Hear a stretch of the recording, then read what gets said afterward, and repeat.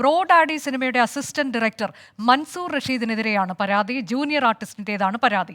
Role വാഗ്ദാനം ചെയ്ത് ഹൈദരാബാദിൽ വെച്ച് മയക്കുമരുന്ന് നൽകി പീഡിപ്പിച്ച് ദൃശ്യങ്ങൾ പകർത്തിയെന്നാണ് പരാതി. മൻസൂറിനെതിരെ ഹൈദരാബാദ് പോലീസ് കേസെടുത്തിരുന്നു.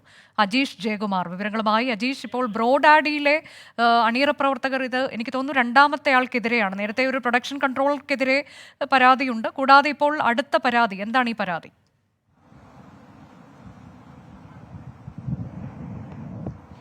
അനുജ, ഇത് മുമ്പ് തന്നെ ഈ യുവതി ഉന്നയിച്ചിരുന്ന വിഷയമാണ്. ഈ ബ്രോ ഡാഡി സിനിമ ഇതിൽ റോൾ വാഗ്ദാനം ചെയ്ത് പീഡിപ്പിച്ചെന്നാണ് ഈ യുവതിയുടെ പരാതി. 2021 ഹൈദരാബാദിൽ വെച്ചായിരുന്നു ഈ സംഭവം.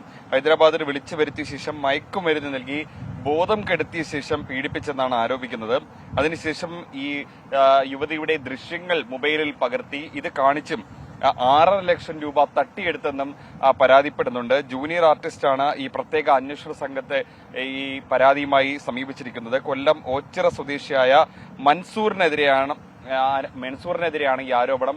ഈ ആരോപണത്തിൽ അന്ന് തന്നെ ഈ യുവതി ഹൈദരാബാദ് പോലീസിൽ പരാതി നൽകിയിരുന്നു. തുടർന്ന് ഹൈദരാബാദ് പോലീസും ഈ മൻസൂറിനെതിരെ കേസെടുത്തിരുന്നു. ഇതിനുശേഷമാണ് ഇപ്പോൾ ഈ റിപ്പോർട്ടിന്റെ ഈ പശ്ചാത്തലത്തിൽ കൂടുതൽ വെളിപ്പെടുത്തലുകളും പരാതിയുമൊക്കെ വന്നൊരു സാഹചര്യത്തിലാണ് പ്രത്യേക അന്വേഷണ സംഘത്തെയും യുവതി സമീപിച്ചിരിക്കുന്നത്. എന്തായാലും യുവതിയെ കൂടാതെ തന്നെ മറ്റു പല പരാതികളും ഈ DIG TVM എന്ന മെയിൽ ഐഡിയിലേക്ക് കിട്ടിയിട്ടുണ്ട്.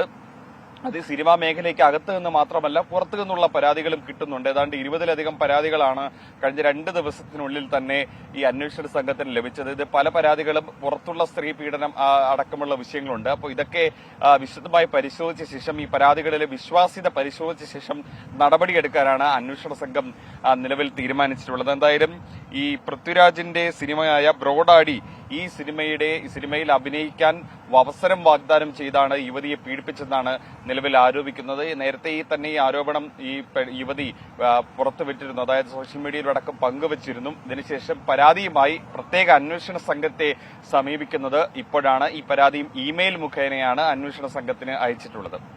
ഇതിൽ നേരത്തെ ഹൈദരാബാദ് പോലീസിൽ പരാതി നൽകുമ്പോൾ അവിടെ ഏതെങ്കിലും തരത്തിൽ ഒരു തുടർ നടപടിയിലേക്ക് പോലീസ് കടന്നിരുന്നോ അജീഷ്?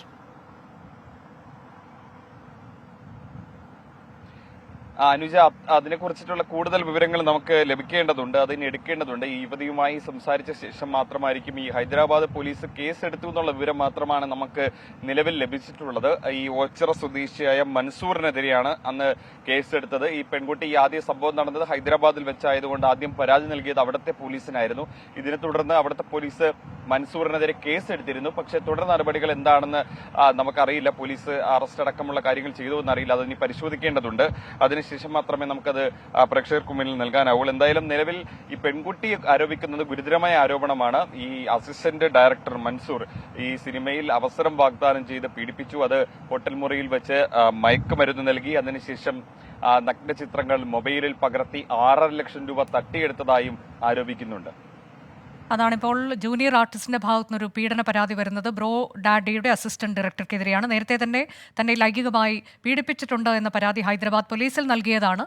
ഇപ്പോൾ ഇത് പ്രത്യേക അന്വേഷണ സംഘത്തിന് മുൻപാകെ കൂടിയെത്തുന്നു എന്നുള്ളതാണ്.